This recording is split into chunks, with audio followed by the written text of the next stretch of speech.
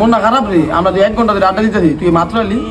আরে বেটা কইছি না, বাইরে একটা আইফোন চাইছে 3 মাস আগে, অহনো কিনা দেয় না। এটা হুন্ডা চেলাম ইয়ে বল দিত না। হয়তো বা তোর রাখে মনে শুন সমস্যা আছে, কাজ কাম ভালো না লাগে দিতে আসে না, বললে তো তোর কিনা দিব। বেটা ঘরে টাকা আছে কিন্তু হেরা কয় নাই, হেরা আমার কিনা দিত না। হেরা চায় না যে আমি শান্তিতে থাকি, বুঝছ নাই? যদি টাকা থাকতো তাহলে তোর ঠিকই কিনা দিত, কয়দিন অপেক্ষা কর, ঠিকই কিনা দিব।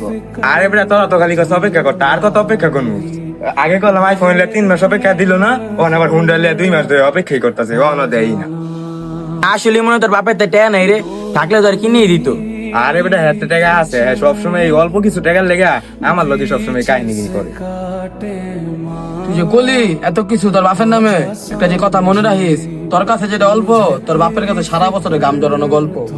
বেটা চিন্তা করছে আমি নিজে ইনকাম করে কিনবো, বুঝছ নাই?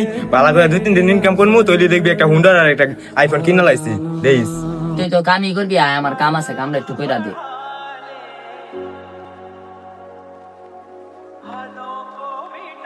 এই যে আমার সব জঙ্গল গিয়ে কাটটা দিবি, 1000 টাকা দিবি।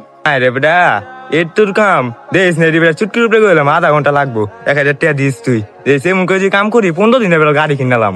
আচ্ছা তাহলে তুই কাম কর, আমি যাইগা।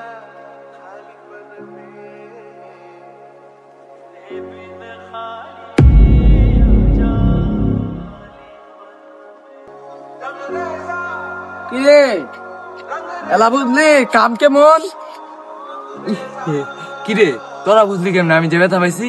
এলা বুঝলি তোর বাপে কেমনে কষ্ট করে দিনটা 24 ঘন্টা তোর কষ্ট করে পালছে, মাত্র 10 মিনিট না হো একটু সাফ করতে গাত বেঙ্গালিছে। আমরা তো তোর কামে পাঠিয়েছি, এর লেগে তুই তোর বাপের কষ্টটা বুঝোস।